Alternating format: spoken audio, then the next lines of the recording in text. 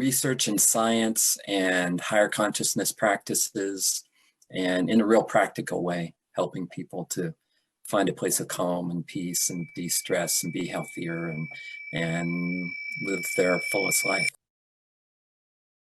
Well, welcome everyone to HeartMind Happy Hour number 5 with Kevin Schoeninger. I am super excited for today's interview.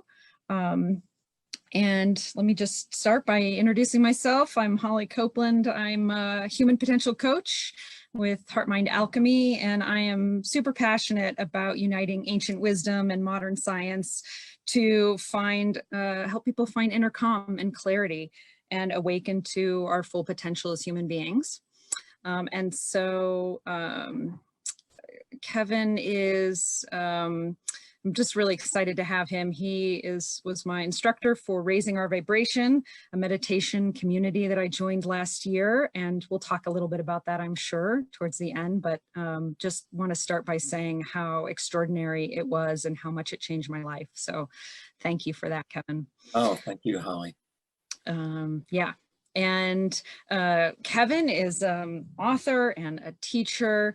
He teaches Qigong and Tai Chi, and he's also has a master's degree in philosophy in phenomenology, which is the study of consciousness, which I'm so excited to talk to you because that's one of my favorite topics. So to talk to an expert and somebody who studied that as a master's degree is just like, ooh, that's really exciting. So can't wait to dive deep into that with you.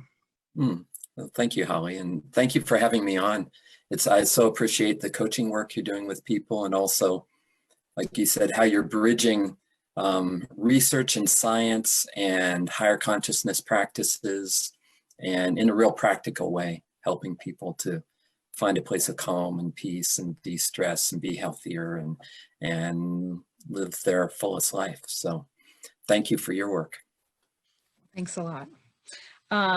Okay, well, to get started here, I love to get started by, let's all take a moment of presence and silence together to call in our best selves and just to open up the space. So I invite everybody here to close your eyes and take a few deep breaths and sink into where you are, sink into this moment here now with us.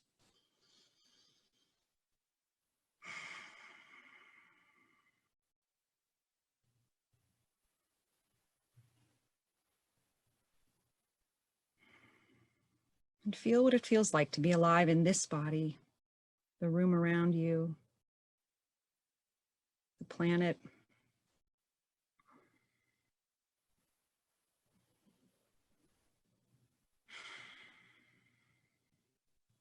Feel yourself sink into this space in this moment.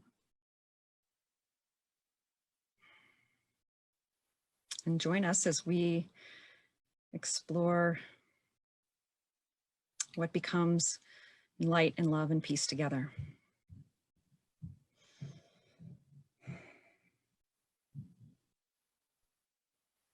Okay.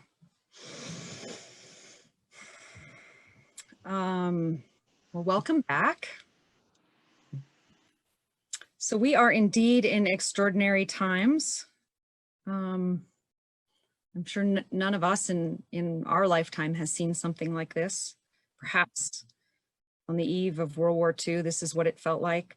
I don't know, perhaps. Feels that big, you know, where the whole planet is experiencing this together.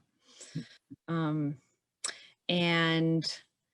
you know, when we were discussing what we'd like to talk about, you really spoke about this as challenging it as it is, as it being also an extraordinary opportunity, one where we can see it as a way for us individually to shift and for planetary consciousness to shift. So I just open up that beautiful question and would love to hear your thoughts on that. Thank you, Holly. Well, I do believe that a big crisis like this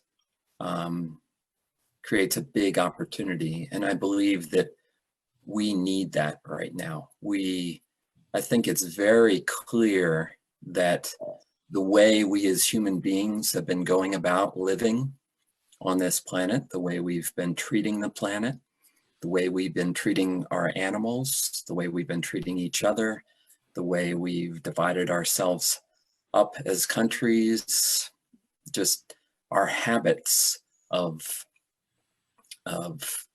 consciousness, the way we think about life have got to change. We see that with global climate change and pollution and just all the dramas and dysfunction that we have in our society. I really think that we need something that just stops us in our tracks. And this is something that is forcing us to pause the way we've been doing things.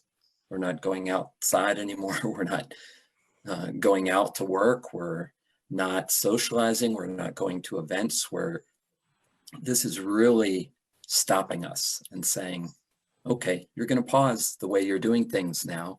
And whenever you have the opportunity to pause, that can create an opening for something different to happen. If we don't pause, we are going to keep doing the same things. We're creatures of habit. We're gonna, if we aren't stopped in our tracks, we're just going to, the momentum of the way we've been doing things is just going to continue on and on and on. And even though we may feel stressed and anxious, and we're still going to be compelled to try to keep up and try to maintain the way things are. And that just isn't going to cut it on this planet. And so I think really some kind of crisis, and this is apparently one, is really an opportunity to stop us and to have us pause, to have us reflect, and to have us find not just new rules for how we operate, not just new laws, not just new policies, but a new state of consciousness, a new relationship to who we are and why we're here and how we relate to each other. So I'm really hopeful that this is a time when that will happen. Mm-hmm. Yeah. I agree. I didn't say this early on introducing myself, but for the previous 20 years, I've worked in conservation as a scientist because of my love for the planet and especially for the environment. And it has been 20 sort of wonderful years working for the Conservancy, but also heart-wrenching, really, to see this destruction, and as a scientist for them, most of what you're doing is putting out fires all the time, describing the destruction. And yes, there were wins, and yes, we had some small wins, but the truth of the matter is that mostly humanity was having and has been having extraordinarily negative consequences on most aspects of the environment. So the idea of a global pause to reevaluate our priorities for the environment and with each other and humanity is, I also feel like very welcome, very much that's welcome. As hard as individually it might be, certainly I'm sure somebody who's looking at whether they can pay the mortgage because their job is unclear, it doesn't feel that way to them. Absolutely. Right. To acknowledge that, that there could be some extraordinarily personal challenges for people watching this and all around the globe. Yes. Of their own safety and security threatened. Which I think brings me to where what I wanted to ask you next was, okay, so how does that, from a consciousness point of view, and I think my dad won't mind this, I was having a conversation with him yesterday about, just basically the fear and panic and anxiety that he felt and others around him are feeling. There's a palpable fear. Right. What do you say to that? What do you do with that fear? What do you tell people? Yeah, well, I think if we are going to shift our state of consciousness on this planet, and I really believe that's what's necessary, not so much having new policies and new rules and that kind of thing, and or even a new president or whatever. I think it's much deeper than that. And because out of our habitual state of consciousness comes how we think, how we feel, how we act, the decisions we make. And it's really that fundamental change in our state of consciousness that is going to create new ways of doing things. So it starts with that state of consciousness. And I think we're not really educated in consciousness. We don't really even understand this consciousness that we are. We are it, and we don't understand how it operates. And that's one of the things that was such a gift in the study of phenomenology that I did in graduate school, was to really get some understanding of how consciousness operates. How do we come to be conscious of anything? How do we have any experience, whether it's an experience of fear and anxiety or experience of relaxation? How does that happen?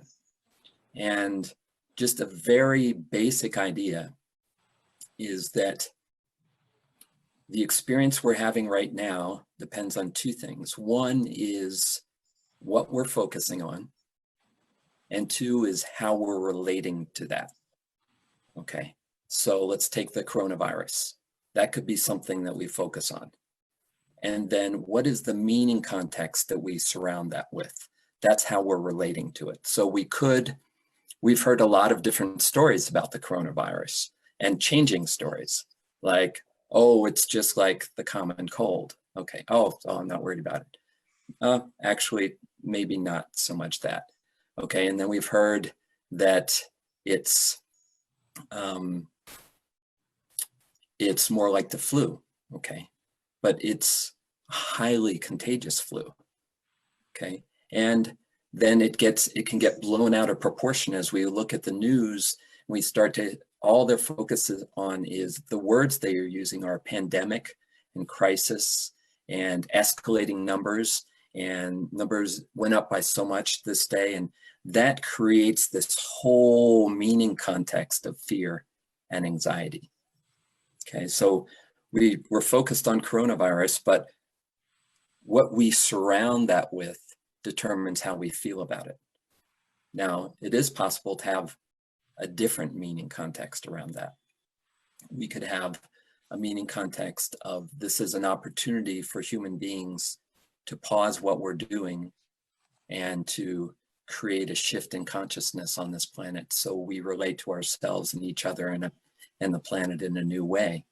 We could be very factual about what we've learned about the virus, that it's a respiratory disease that is transmitted through coughing and through touching hands and face, and that distancing or isolating ourselves is a way to stop that widespread overwhelm and widespread contagion.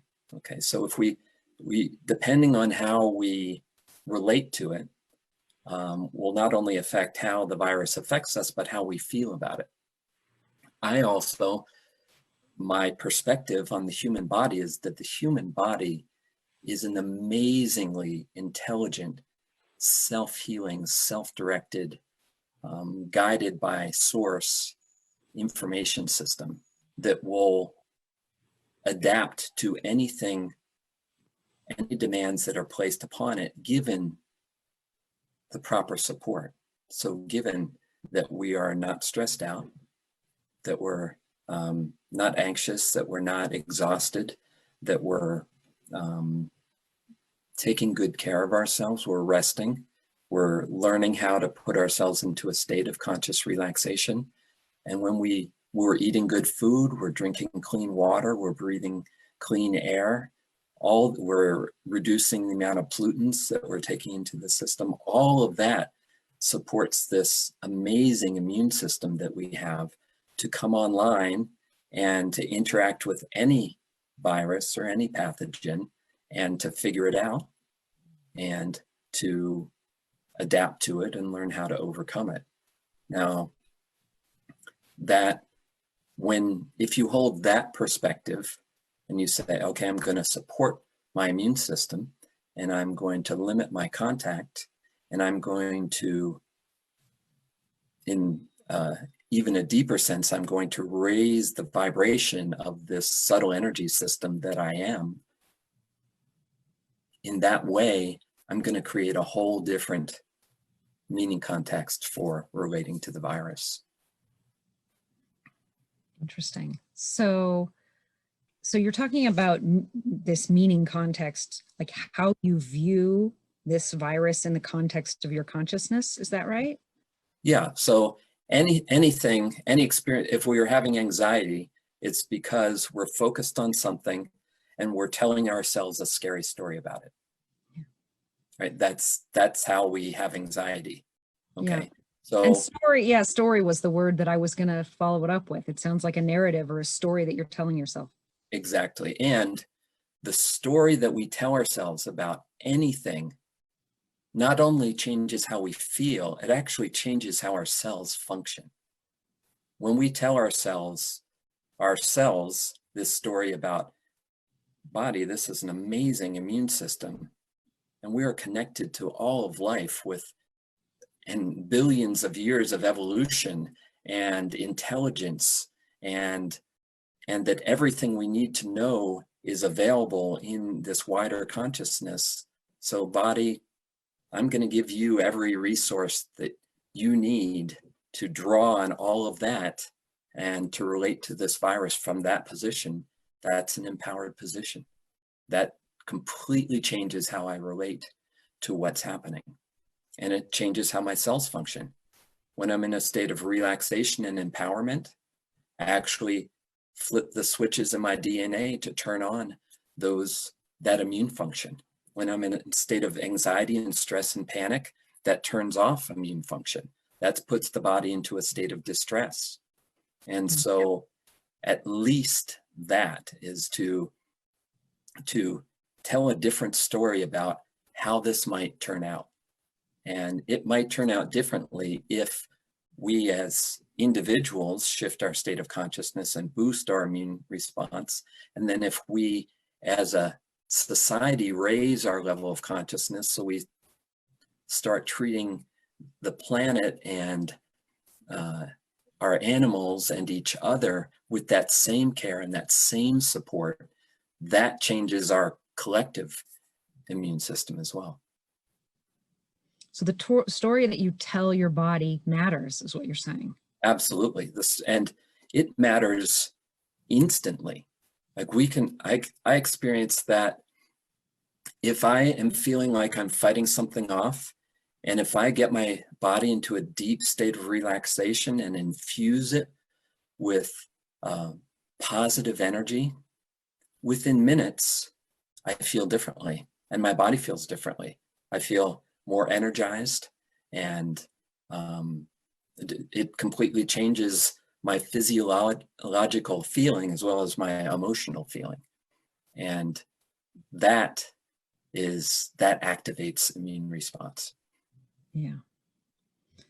So somebody could play devil's advocate and say, but something really bad could happen. Yes, you're freezing for me a little bit. Okay, hopefully. Oh, now it's back. Yeah. Okay. I'll rephrase that. So somebody could play I could play devil's advocate and say, well, something bad really could happen. I mean, you could die, I could die, any of us. Yeah. And what I want to ask you, I guess, because, there are a ton of unknowns. We do not know what will happen to us or those we love. Yeah. And to me, this goes back to the conversation I was having with my dad. There's a really important role for surrender. Yes.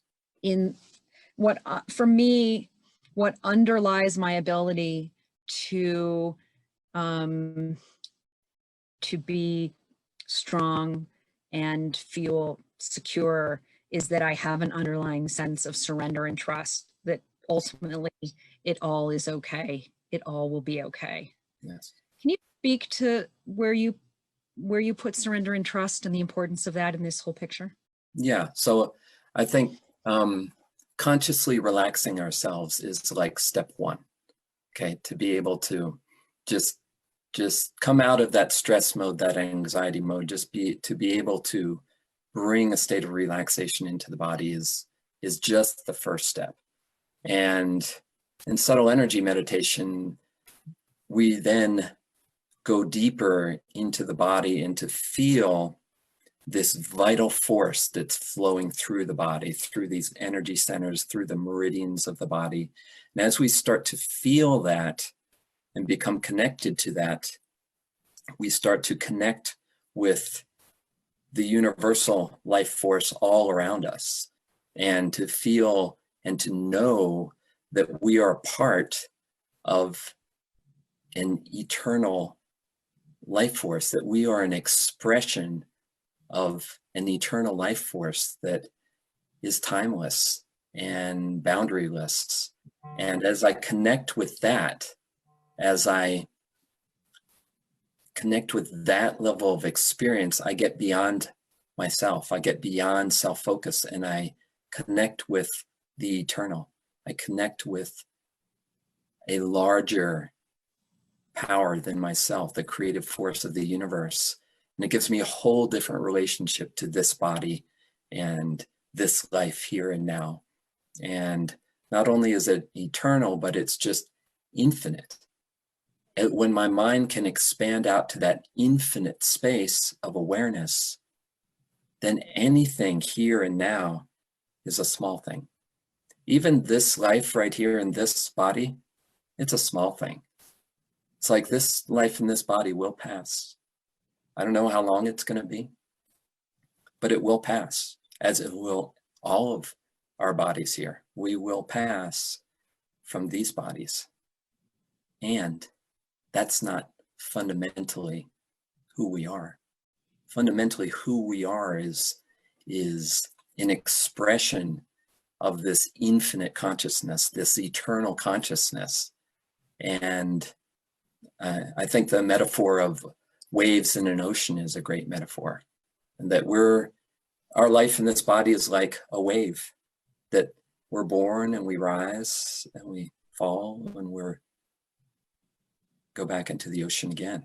And we're not separate from the ocean. We are the ocean, having an experience and then going back into the pure, infinite, eternal space of awareness again. And from that infinite, eternal awareness, when we really experience that, not just that it's an idea in our heads, but when we have an experience of that, and not just a momentary experience of it, but when that becomes the consistent, persistent background, meaning context of any event in our life, that is the change in consciousness that enables us to relate to this tiny temporary life in this body, this moment in time, from a whole different perspective.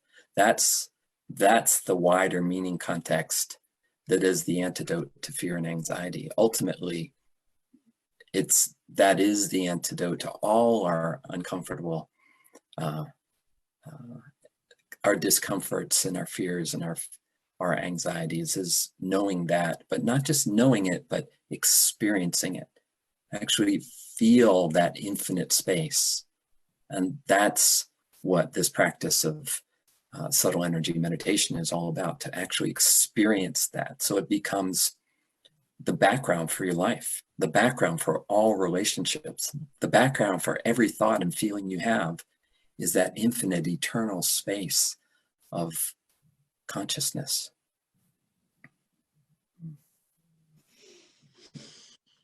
Oh, I couldn't agree more. Thank you for that. And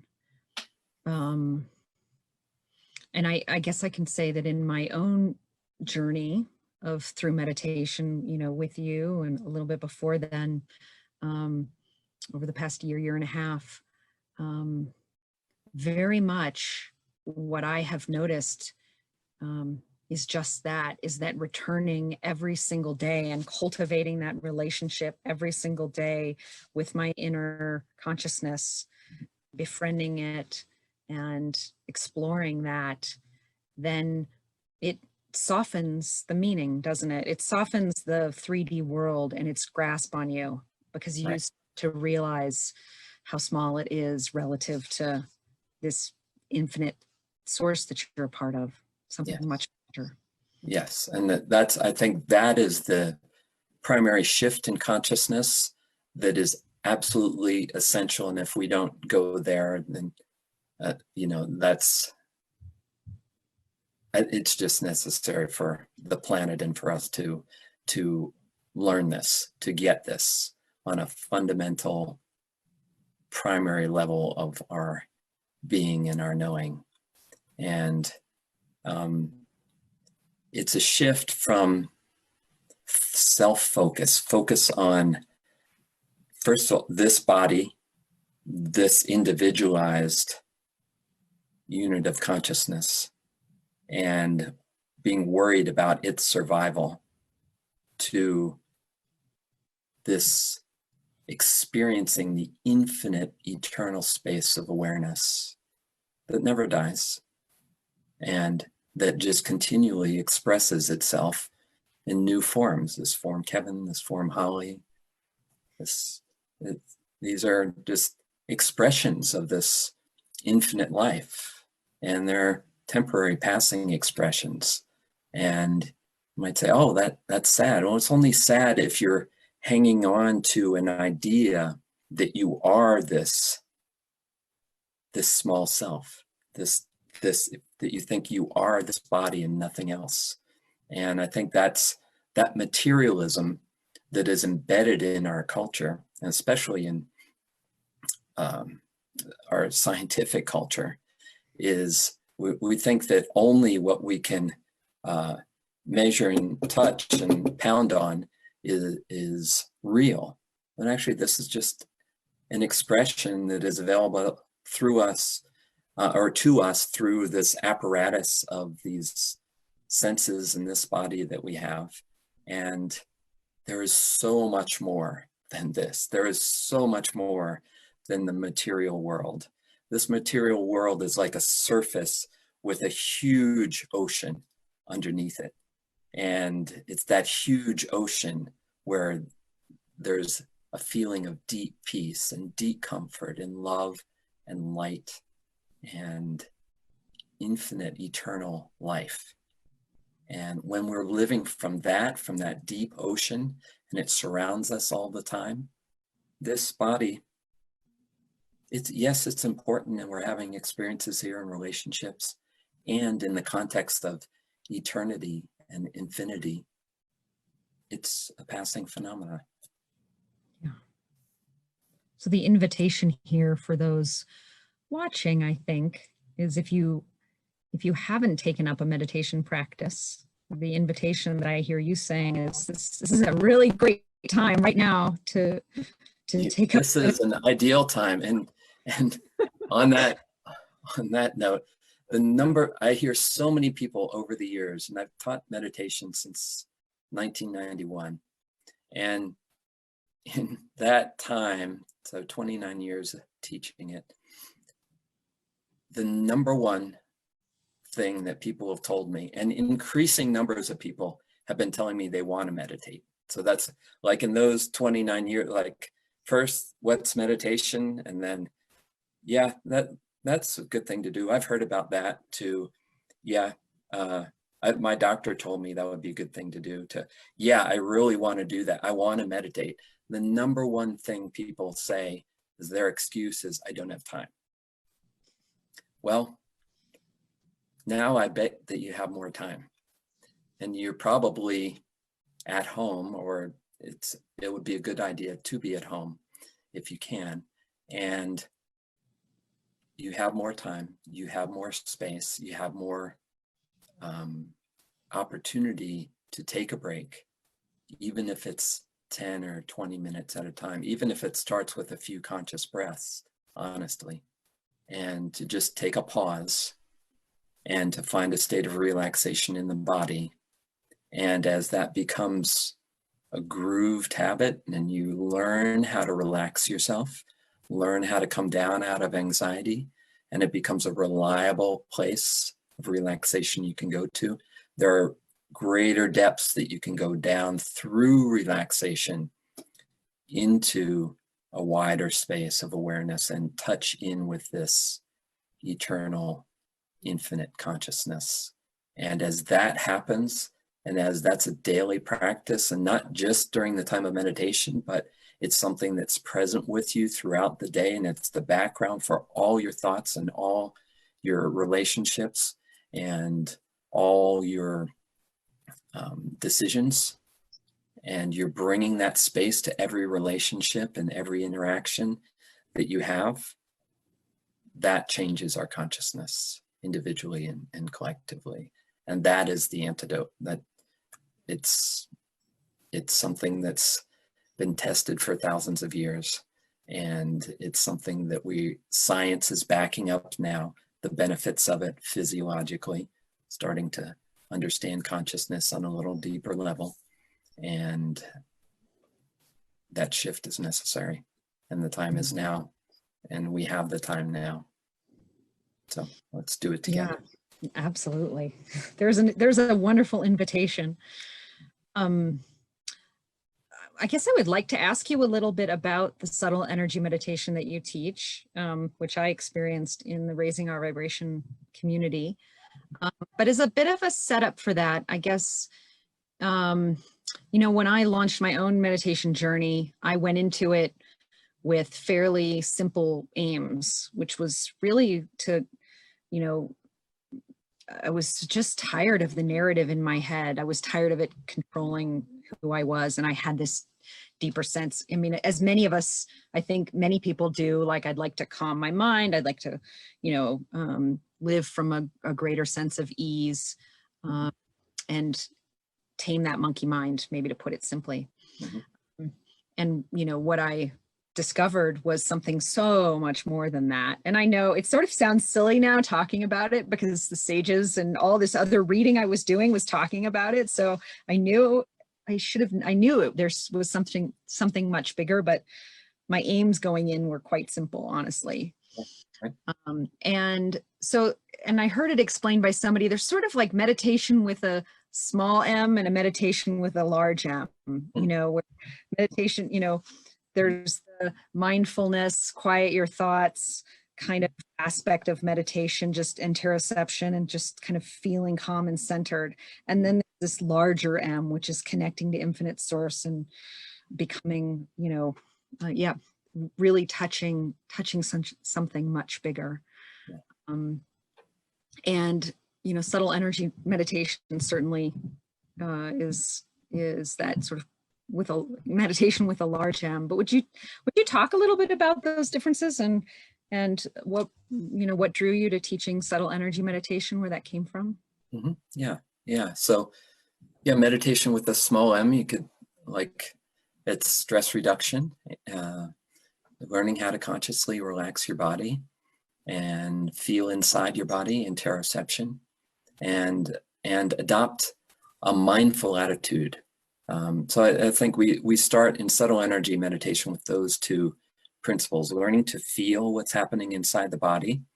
And then if you're not used to feeling what's happening inside your body, in your mind, in your emotions, that can be kind of, well, I don't know if I want to go in there, right? So the partner skill to interoception, feeling inner sensations, the partner skill is mindfulness, to be able to sit back and observe what is happening consciously in the present moment, non-judgmentally.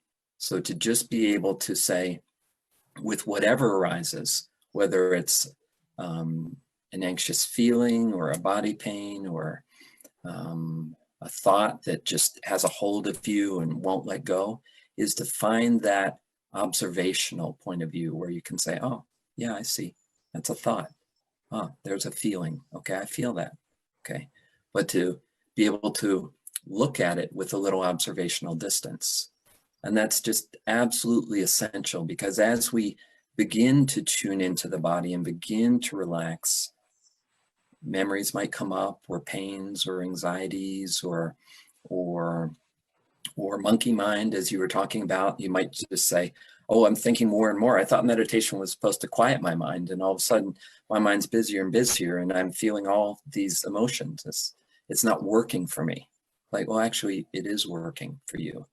That's what you notice. You're noticing the current state of your consciousness. You're noticing what you weren't noticing when you were so focused on everything you had to do out here, and all these tasks and all this information input in the outer world. When you turn inward, you start to notice what's really going on underneath, inside. And so mindfulness is essential to be able to say, it's okay. Whatever comes up when I sit down to relax is okay. That's just what's happening in here. And the body has an intelligence, and the universe has an intelligence that we can trust, that if we just pay attention and we just relax through it and we just let go, we have a mindful attitude toward it, then those thoughts and those feelings and those sensations or pains or whatever, we start to have a different relationship to them. We start to realize that we have those, but we aren't those. If there's a part of me that can observe a feeling, it means I'm not that feeling. If there's a part of me that can observe a thought, it means I'm not the thought, I'm the one observing. If there's a part of me that can go into uncomfortable physical symptoms, it means there's a part of me that is observing that, and then that is not that. As we start to observe, we start to disidentify with the thoughts in our minds, and disidentify with these feelings that are flowing through us, and even disidentify with the pains in our body, and discover this place of observation, this space of awareness that is different from this limited little body that we're living in. So that's where we start, is by focusing inside, just noticing what's there, breathing, relaxing, starting to relate to uncomfortable things in a mindful way, just by observing them, allowing them to be there. We're not trying to quiet the mind. We're just noticing what's there. And by having an observational viewpoint, those things just kind of flow away. And when we don't attach to them and don't identify with them and don't give more energy to them, they just come up, they arise, and they fade away. And oh, there's a thought, and I don't give it any energy, and it fades away. And there's a feeling, oh, it's feeling stronger, but it dissolves too. And even sensations of pain, as we relate to them mindfully, they come up, and we notice that they're more like waves. They're not something that's going to continue forever. Everything is a wave. Everything comes up as a peak and resolves. And we start to realize that everything is like that in this world, that everything is like a wave. And we start to understand the impermanence of things instead of locking onto them and think. That's what anxiety does too, is we tell a story about something and we think that it's never going to end, and it's just going to get worse and worse until we're, I don't know what, but it's going to get worse, and I can't handle it. I can't take it.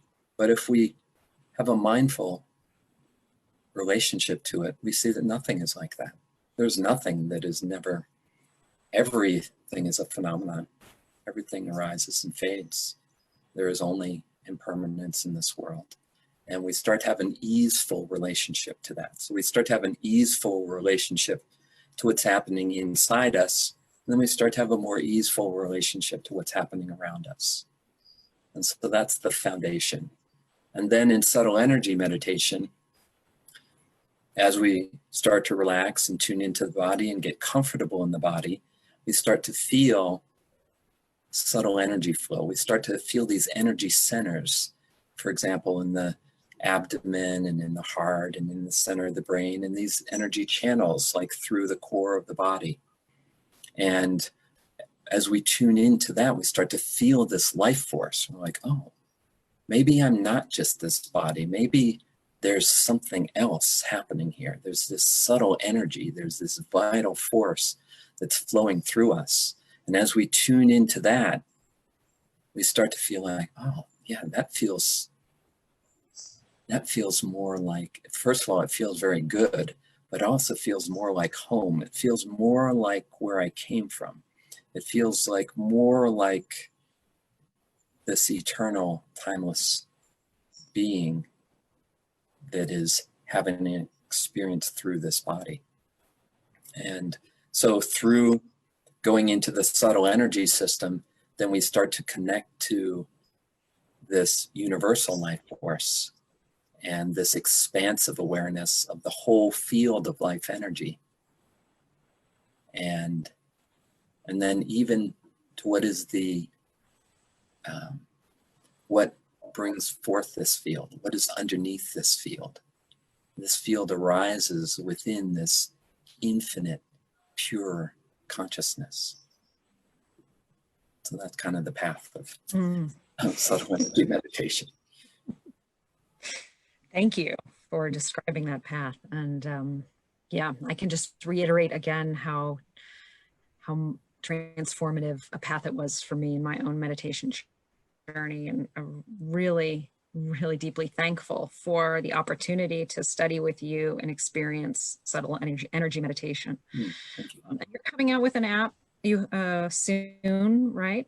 Yes, And we're hoping it's going to be ready this week. In fact, it is available in the Play Store now, and we're waiting with a few more things to fix up in the Apple version. But yeah, we have an app that we're putting out that has about 60 subtle energy meditations.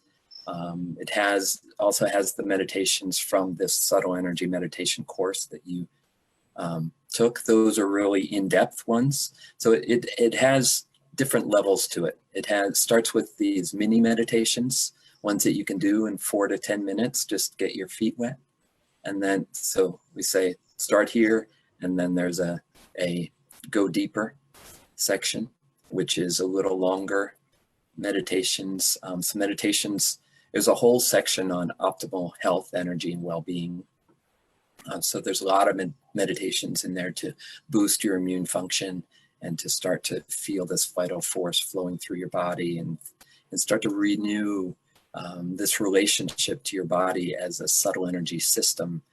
And tuning into that creates this whole other access to this whole other intelligence that is active in the body. And then we have the subtle energy meditation course, meditations which are very in-depth and so on. And we have a coherent breathing timer. That's a great way to get started. Coherent breathing is where you're breathing in for 4 to 6 seconds and then breathing out for 4 to 6 seconds, breathing in, breathing out. We have a little graphic that you can follow. And it's really relaxing to follow that. And there's a little purple ball that rolls up a hill. And it's just watching it is kind of mesmerizing and calming and very easy to do. You could do that for a couple minutes and have the effect of that. And that's a great way to get started too. There's places to log your meditation experiences and keep track and graph them and so on. So yeah, so we're having that. It should be out any moment. Like I said, it is available in the Play Store. And you can, if you go to raisingourvibration.net, I put a link to it on there. I'm glad you mentioned the coherent breathing because, as you know, my passion is connecting those types of techniques to the science to help people really understand the science, very solid Western term science that are behind these, practices. And I'm about to publish an article on Medium about heart-brain connections. And I dive deep into coherent breathing and heart coherence and some of the really fascinating science behind those techniques. And it's always fun to write an article because it forces you to really get to know the science in order to write the article. And I've just been really inspired by what I've been reading about, for example, when you breathe coherently in your heart, how those, electrical signals go to your brain, many more, 60 times more signals from your brain to your heart, or your heart to your brain than from your brain to your heart. Yeah. So, we usually think of, I think most of us think of our brain as sending signals to the body, but it's actually the reverse. The heart is sending these extraordinary signals to the brain and changing the brain. Right. We've, not only is there a nervous system in the heart, but also in the gut. And so one of the things that deep breathing does, deep breathing really sends relaxation and signals through and massages the organs in the gut and sends a relaxation response up through the vagus nerve, up through the heart. As you said, as we combine deep breathing with focusing into the heart and focusing on feelings of calm and happiness, that amplifies the signal. And so the combination of deep breathing, positive emotion, that all sends these signals of calm and deep relaxation to the brain. And that changes our physiology. It changes how this body, mind, heart functions. Yeah, absolutely. And what you're talking about having positive feelings and that changing your brain, for those listening, this isn't just, Kevin hypothesizing about this, or this is people's experience. This is published Western science. Yes. That when you do this type of breathing and when you feel these positive feelings in your heart, you trigger your parasympathetic nervous system to relax. And you literally change your brain waves. You produce more theta and alpha brain waves. You trigger a cascade of neurotransmitters in your brain that send calming, relaxing signals throughout your body. So it's absolutely in your not heart just and in your gut. Yeah. Yeah. So we think of neurotransmitters up here, but the heart is a network that sends out neurotransmitters, as is our gut is a network that produces and sends out neurotransmitters through the body. So this deep breathing that activates, relaxes our abdomen, and then brings our heart into coherence, and then that brings our brain waves into coherence. That is a whole mind, body, heart system that starts to work together and starts to integrate and synchronize so that our whole body, mind, heart comes online together and works together, and the infinite intelligence that is expressed here comes online and does what it knows how to do, which is be healthy and be purposeful and tune into guidance and all these wonderful things that don't happen when we're in a state of anxiety. But you have to choose it, right? You have to consciously make that choice. You have to choose it every moment, and it begins by starting to have a taste of what it is like to come into a state of relaxation. So it begins with that. You have to have a taste of relaxation. It's really interesting when people start meditation, they often had no idea how much tension and stress they were storing in their body. There's no idea. That I've seen people in meditation class whose shoulders are up like this, and they're like, I'm relaxed. Right? And it's like, well, how about just try that? Oh, yeah, okay, that feels better. And so it's really having a taste of how we're holding tension, how we're tuning into the feelings that aren't that comfortable and saying, oh, that's just how I'm relating to life. That's just a story I'm telling. And let me see if I can start to relax my body and tune into a deeper awareness and tell a different story about life. To me, it's like, who's in charge here? You know, I mean, in the big picture, we're not in control, but in our own inner day-to-day experience, we get to choose whether we're going to, what story we're going to tell ourselves. Right. How Absolutely. we're going to be. Every moment is a choice. Am I going to come from anxiety and fear, or am I going to come from a deep sense of relaxation, love, and awareness? It's every moment I can make that choice, but I can only really make that choice if I have some kind of practice that familiarizes me with that state of relaxation, that state of peace, that state of love, and state of greater awareness. If I don't have familiarity with that, I can't choose it, because it's just I don't have that in my repertoire. But if I say, you know, I'm really going to investigate this, I'm going to see how I can do this, how I can experience it. I'm going to do it every day, or I'm going to do it throughout the day. I'm going to pause and take a conscious breath, and I'm going to let go, and I am going to experience what it is like to relax my body. And I'm going to see if I can stay with that experience and sink into it and absorb in it and become really familiar with it, so that then when I watch the news and I start feeling anxious, I just pause and I say, okay, hold on, let me just come back to that state of relaxation. Now I'm going to relate to that from this state of relaxation. And I'm going to have a whole different perception of it, and a whole different clarity about it, and what I might do about that information that I'm receiving. Yeah, absolutely. I love it has to be in your repertoire. You know, it's like, it's such a beautiful analogy. And I at first thought, well, maybe it's like, you know, that book has to be on your bookshelf. You can't read it if it's not on your bookshelf. Or you have to know how to dance that dance. You know, somebody has to have taught you to dance that dance. Yeah. You're not just going to get out on the dance floor and start dancing something you've never been taught.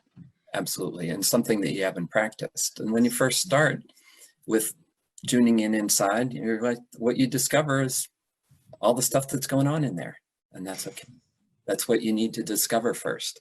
You need to discover that you're holding your shoulders up your entire life. And that's creating a lot of stress and anxiety in your body. And then you tune in, you're like, what if I did that? What if I took a deep breath? It's like, oh, that's different. Okay, let me become familiar with that. I need to become familiar with it, because these other tendencies, all this information is pervasive in the culture. All this anxiety is pervasive. It's everywhere around you. So if you're going to get familiar with deep relaxation and connect to a greater awareness, you're going to have to pause that, go into a quiet place, and find something different. You're going to have to find this, and it's here. It's right here through your body. It's right here through a very simple practice, through your breathing, through how you're feeling. And as you start to become familiar with that, then you can start to take that out to relate to life. But you have to have that time away from everything, that pause regularly. And probably right now you got to do it a lot. Right? You got to, right. Oh, I'm going to be pausing all day long because I keep getting all these messages and all this fear. Okay, so I'm going to pause as many times as I need to. And I'm going to come back, and I'm going to take a coherent breath, and I'm going to find that state of relaxation again. And I'm going to bring my body and heart and mind into coherence. And then I'm going to relate to things from that place. Oh, I love where this conversation's gone. What you're saying, you know, about this choice. I mean, it's a barrage. You know, there's so much information and there's so much fear. And I told a client that I was speaking with this week that you have to be ruthless with choosing what to think and how to respond. Like, Yeah. Very disciplined to say, I am not buying into that fear. Yeah, I think discipline is a good word. Vigilant is a good word. Vigilant, discipline. Because if you aren't keeping your awareness level high, those thoughts and that are going to be coming in, and they're good. All of a sudden, you're going to start to be feeling anxious, and then you're going to need to pause again. And you're going to need to go back to that state of relaxation, that state of calm, spacious awareness. And then you're going to come back and you're going to relate to what's happening.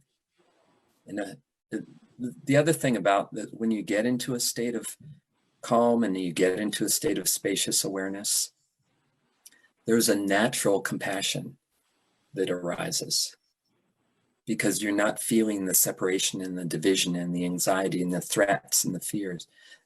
There's just that eternal, infinite awareness just includes everyone and everything and relates to everyone from compassion. It's just the nature of this existence, is that it's compassionate and it's inclusive. We're all connected. It's peaceful. Underneath all of this, the deeper ocean is always peaceful, and it's always available. We can always connect to it, no matter what's going on the surface waves. There could be a storm up there, but deep down in the ocean, it's completely calm.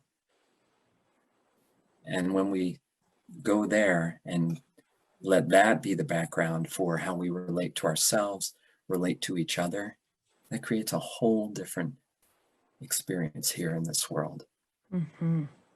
Well, and when you come from that source of, finding the still source within and relating to the world from that space and tapping into that, it is deeply compassionate, and it's an extraordinary gift to those around you, because now you're a source of strength and compassion for any interaction you have, as opposed to fear. And you do others a great service, then you're. That's a great point. Yeah, that's, a lot of people think, oh, well, I've got to take care of everyone. I can't take time by myself alone quietly. There's so much to do. I have to take care of everyone. I have to do and the best thing you can do is to first find this place of deep relaxation and peace and spacious awareness and compassion. And then when you come from that space, everything you do is magic. Everything just has a whole different quality to it, and everyone feels it, and it changes not only how it feels, it changes how things work here. Like, physiologically, things start to work differently. The events in life actually start to work differently when we live from a different state of consciousness. It's like we're living in a whole different reality. I don't need to say any more, because that was perfect way to end it. That was beautiful. Yeah, it is magic from that place. What a wonderful place to leave people, I think. So learn the dance. Learn the dance. So that you can help others. Yeah, and meditation of any kind and subtle energy meditation, those are bridges into that different space of awareness, that wider space of awareness. And they're readily accessible. It costs nothing. It just takes a little time. It takes some discipline. It takes doing a little bit at a time to become familiar with it. But as you do, and as you sink in deeper, it changes your life and the lives around you. Great wisdom you speak of. Thank you so much for sharing your wisdom and experience with me and with everybody watching today. I really do appreciate it, Kevin. Thank you, Holly. I so appreciate you having me on. And as you know, Stephen Alter and I are really on a mission with this Raising Our Vibration project and effort. And thank you for being a part of it. And thank you for what you're doing here with this work and sharing it and getting it out to more and more people. It's an extraordinary project, Raising Our Vibration. So those who want to know more, raisingourvibration.net, correct? Yes, and then Raising Our Vibration community page on Facebook, and we post resources there pretty much every day, guided meditations, like-minded people who are, doing good things in the world. And it's, watch the news just enough and then spend your time consuming this positive information. There's a movement, a wave of higher consciousness on this planet, and it is growing, and you can be a part of it and participate and add to it, and we can shift the state of consciousness we're living from here, and that will change life here on our planet. Indeed it will. Yes. Choose those resources and watch the magic unfold. Well, thank you so much, Kevin. Thank you, Holly. And it's just been a joy to be with you today. I really, really appreciate it. I'm Holly Copeland. HeartMind Alchemy is my project, and I coach, and I'm starting a new course coming up April 5th. And anybody that is interested can go to my website or reach out to me on Facebook at HeartMind Alchemy and learn more about my new 10-week course. And there'll be more HeartMind Alchemy happy hours coming up. So stay tuned for those too. Thank you, Holly. Yep. Thank you so much. Have a wonderful day.